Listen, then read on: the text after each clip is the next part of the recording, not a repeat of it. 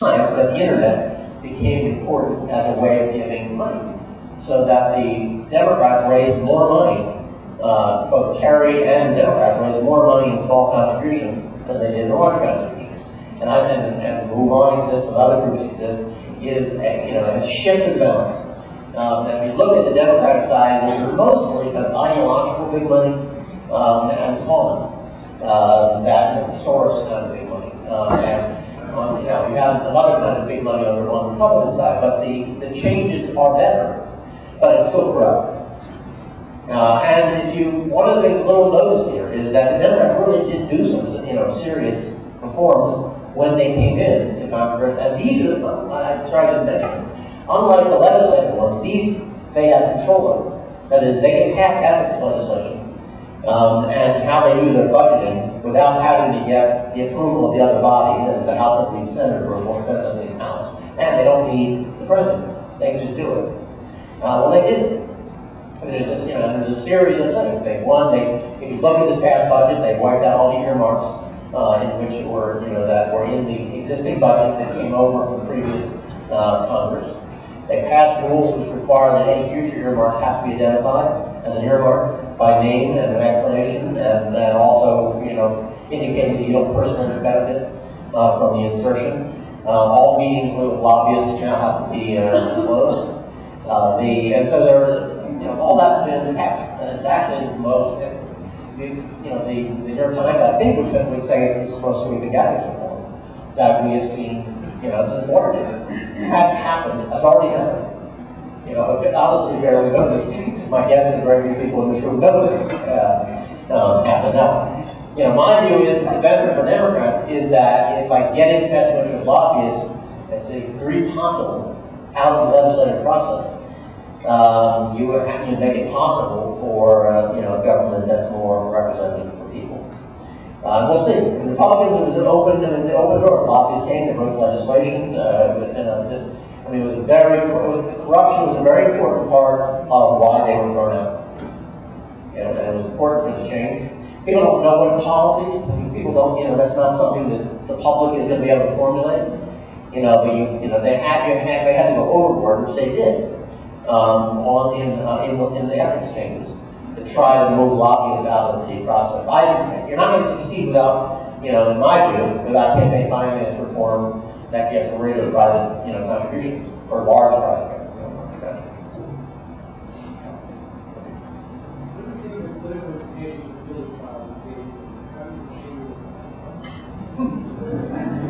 The question is the political implications of the Libby trial. I know it's really interesting. I thought it would be a bore, but it turned out to really be interesting. I'm not sure that it will, other than the fact, it'll reinforce the sense of this being a dysfunctional White House, divided White House. The people do look at a party and decide part of whether you're trusted the government. And part of why the Republicans trusted the government for a long period is that they look common.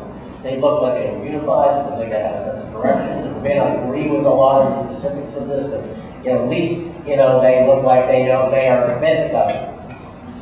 And that was part of what Bush did, even though he didn't win the votes in the 2000 election. They looked like they were unified and looked like they were capable of government. Right now, they don't look like that. They look like fractured folk, and they are. They're deeply the party in the country. The presidential field, the Congress, the White House are all fractured, and the country is smart. They understand right now where there's unity, where there's common purpose, and where there's dissolution. So it'll reinforce that. But it also reinforces the notion how much they were determined on the intelligence on the war, to go to war in with false information, and so it'll underscore that even more. It was a question of your case.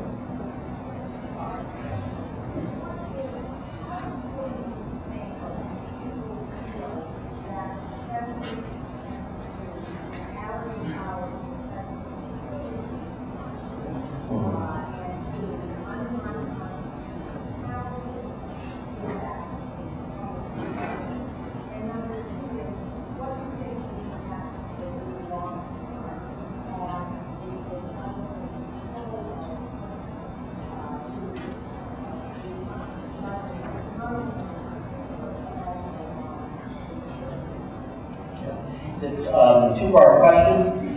The first part was how much of an impact on the public did the president's assuming so much power, undermining the Constitution.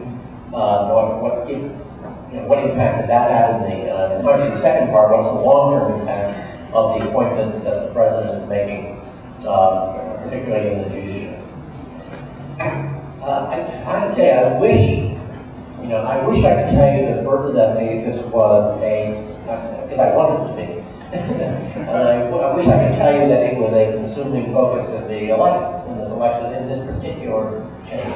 And I think in a big sense it was not other than the larger sense that they were arrogant in their use of power. And so it's part of the larger sense that they were arrogant, out of themselves, not thinking of the country. It's part of that larger narrative. But it's not a narrative about use of power in relation, to the Constitution, invading of privacy. Now, but there's a smaller story. I do think there's this Mountain State thing we have talked about in the young voter case. I do think there's a thread there of watching the way they think they have no constraints on what they can do as a president. And I think that has a bearing on more libertarian voters. I think that's part of the Mountain West kind of objection to the way they accumulated power in Washington. So it's, I think it'll be very important it needs to be articulated at the presidential level, which I think it will be in the presidential candidates. I think it will be in the primaries, by the candidates. By the way, I don't know if you're noticing how much the agenda has already changed in the country just from the shift in control of the Congress. The news has changed. What's on before this report on global warming? If you looked at the news last week, it cost the Democrats a whole investigation with a cover-up of scientists talking about global warming. It led the news, about 2 nights during the week. When you have control of these institutions, it shifts the agenda. I also think that the press itself on this issue of privacy and the power of the presidency and the issue of climate change, the press itself, I think, is affected by those issues. And they're almost relieved that they now have permission to address those issues. So I think the presidential candidates will articulate it and will make it a point of challenge, and it has to, because Republicans will try to maintain it. They can't trust the Democrats with the presidency because they won't do what's necessary to keep us safe. Republicans are going to make that argument. So if you don't make a bigger argument about the presidency and about the Constitution, then you're going to privacy, then you're going to lose. You've got to make an argument. And so presidentially, I think our candidates will. On the courts, throughout, not just the courts. We're watching it on every regulatory agency. At least on the regulatory agencies, there's a process of rotation. And at least in the last 2 years, with the Democrats having control of the committee itself,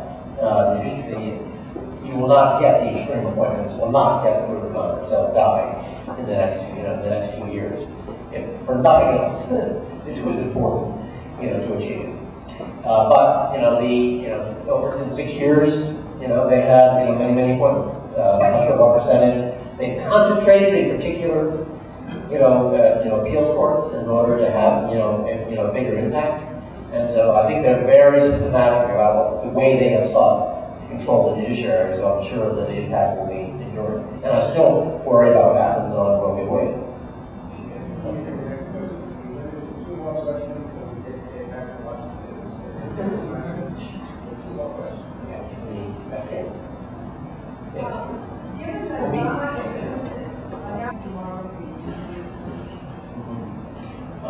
Why don't I can second the 2 questions together and then I'll respond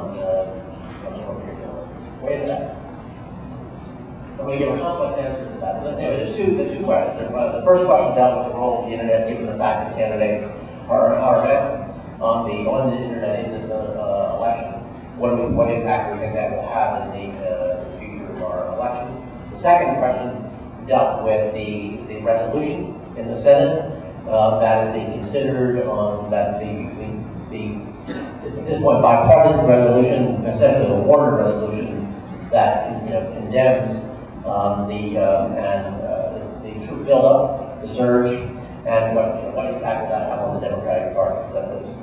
And also the funding cut. And the spending cut as well. Okay, on the internet, the internet has been playing a role.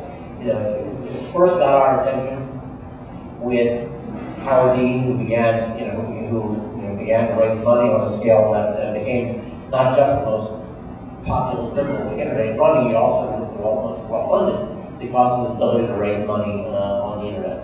That made his candidacy. John Kerry's candidacy was fueled in terms of funding and maintained parity with Republicans at the national level through internet giving, and small donor giving, but mostly internet giving through the general election. So it has changed. So I don't even know where that's going. But I just know that the funding balance, it changes our thinking on what reforms are necessary, to change the role of money given the role of the internet. But that was mainly money, wasn't so much communication. The fact that they announced, and if you look at this last election, the number of candidacies that have now, faltered on the basis of YouTube and the fact that whether we're dealing with Saddam Hussein's hanging, or whether we're dealing with Allen's comments in Virginia, Senator Allen's comments in Virginia, racist comments in Virginia.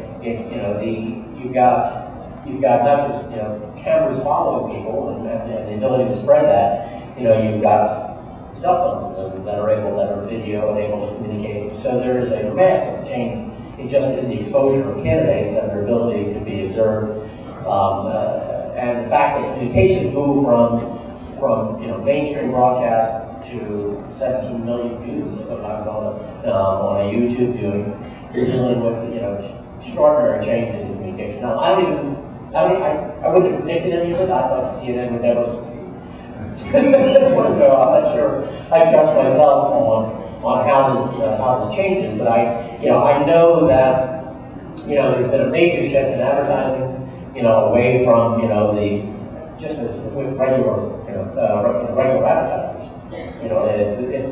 It's the same shift to fragmented audiences, not just to cable, but to all kinds of places where video will pop up in their lives, and so there'll be major changes in communication.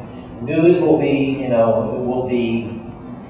probably delegitimated. Authoritative, not knowing what is authoritative news, I assume becomes more and more difficult as you have less, as newspaper journalism, spreads, moves to blogs, and blogs become, the people who lead stories. What happens to how do people know what is authoritative news in that kind of fragmented environment? I'm not sure that it's, that we end up with a more elevated and informed economics. We may have lots of information, but with great difficulty sorting out what's real and truthful. And it may be you end up people fragmenting by source. If you go to in elections in Britain, the newspapers are a little bit like New York City. That is, they are politically what paper every paper is whether it's an editorial or news is, and that includes the Guardian, includes not just the tabloids. People go to newspapers. They're sorted by politics. There are lots of parties, and you're sorted by newspaper. My guess is we end up with that the people go to things that they not just trust in information, but on perspective, and we end up with a fragmented electorate, deeply fragmented on news sources through more partisan vehicles. So I think it's not a good development. I don't know where it goes. The war is the kind of last question. The Iraq War is a tragedy which keeps unfolding. The country, the public, I'm not going to give a predictable answer on this. The public is actually very angry that it has such limited choices. And it doesn't trust the elites to not screw the soldiers. They don't trust those who don't have their kids serving over there to make decisions that will think of what's the best interest of those soldiers that are in the line of fire. It doesn't lead people to necessarily say pull out or support increased troops. Overwhelmingly, they're against more troops. 2/3, are against, more troops. But they also know that they're in line of fire. The president put them there. And that if you ask the question, should your member of Congress vote to cut off the money, you don't have a majority in favor of that because they think those troops are in the middle of this battle. And, cutting their legs off, in the middle of this, it does not necessarily, protect those soldiers. And the president's done it. He's put them there. And so while they don't think he should have done it, they're not sure. They don't want to see whether it succeeds. Now we know it won't succeed. You can't read yesterday's national intelligence estimate without knowing this thing has spun way out of control. This just has no proportion to the scale of the problem. So that we know this is going to continue to go badly. Now what's happened in the past, there are moments where people decide we're losing. And once they decide we're losing, it has a profound impact on everything else they think. Because Americans can't accept the idea that we are involved in a military conflict in which we're losing. Americans can't be in that situation. And it impacts everything they think about troops, about casualties. People dying in a war we're losing is different than in a war that you're winning even slowly. But if you're losing, why we lost that war is unacceptable. And we watched these moments. It happened at the end of September, beginning of October. It was important in the election. The Woodward book is actually an important moment in the election because there was a lot of coverage around the question of, the thesis of the Woodward book is that we're losing the war and the president's lying.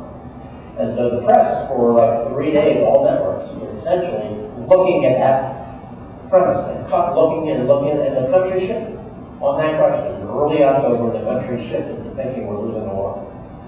And once it did that, it moved, against the president. So, on the issue of it's very important for Democrats to vote to, show where they stand on the war in opposition to it.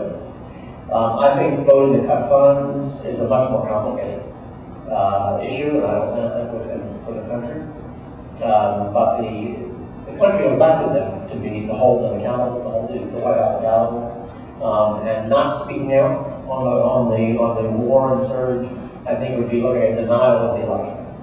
So this is an important election for people. A rapid and simple piece of it, and your question, gets that. So, thank you very much. Thank you very much.